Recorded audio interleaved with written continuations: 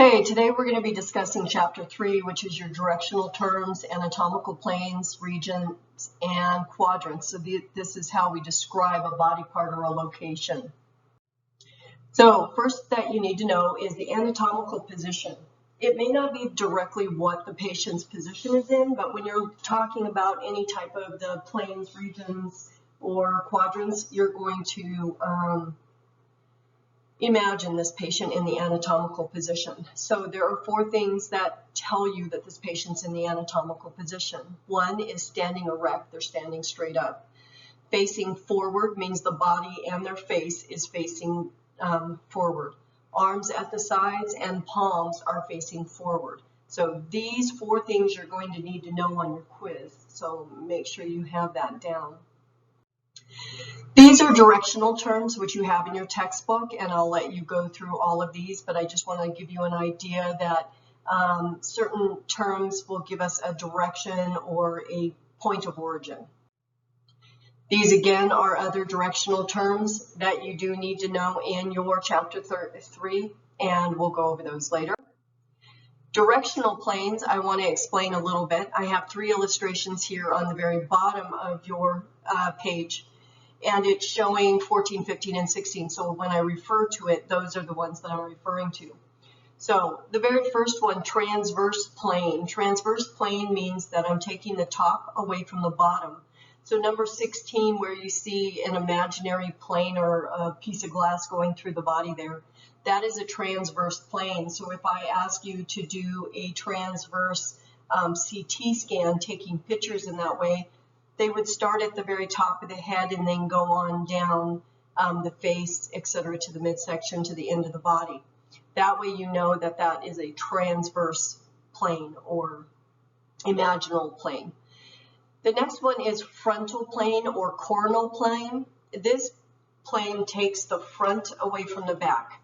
So on 14, it shows it, but it's not a very good picture. It shows you that the front of the body is being taken away from the back. It can be anywhere. So let's say I'm in the emergency room and I have to explain to the physician on the phone that this patient's nose just got cut off and he wants to know how did it get cut off. I can explain to him that it was a frontal cut, meaning the tip of the nose was taken off and that it's sliced off in that fashion. That way he knows exactly the direction of the injury. On the third thing, the mid-sagittal plane, it is number 15, and mid-sagittal plane is directly down the center of the body, separating the body in two equal parts, right and left. So it's going right down the nose to the midsection sternum, down separating one right in half in exactly equal proportions. The sagittal plane takes right from left, but it is not directly in the middle. So if someone has a cut on the arm and we say it's a sagittal cut, we know that it was cut straight up and down like the number 15 illustration, where it's taken a right from a left away from each other. Okay, you have 9 regions on your midsection. It's your torso of your body. This helps us describe maybe a pain or discomfort or a cut or a lesion or something in that area, or if the doctor wants a specific area, maybe ultrasound or x-ray, he can describe it for the radiologist. So for the first thing that you need to remember is that you are putting yourself in the body of the patient, because it's not your right or left, it is the patient's right or left. So you need to make sure that you get the idea of this is going to be the right side of the body, this is going to be the left side of the body. That way you're very familiar with the fact that it will be reverse of what yours is. So for instance, in the very first one, number 17, I've unnumbered these so it's a little bit easier. Number 17 is your right hypochondriac region. Hypo meaning under, chondriac meaning cartilage, and then the region area. So it's a lot easier to remember, and you can also see what body parts are in that section. Then on 21, this would be the left hypochondriac region.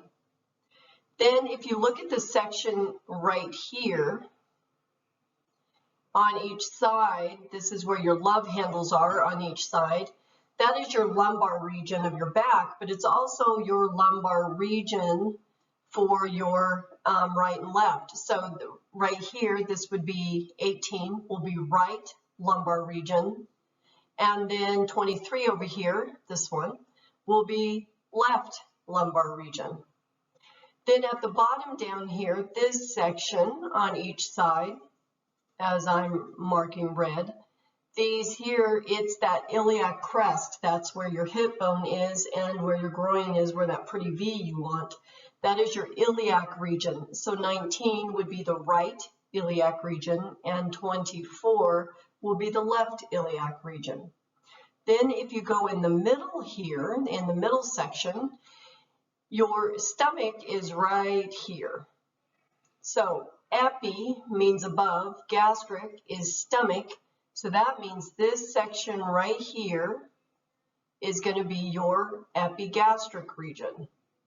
Then where your belly button is, right about here, and this section in the middle is your umbilical region. And then hypo meaning below, gastric meaning stomach, is going to be the lower section. It's where the pelvic bone lies. So these are all of your regions.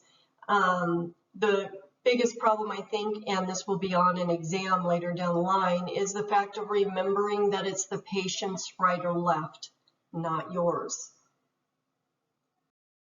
Moving on, this again is regions. This is what it's going to look like on your test, so just so you have a better idea.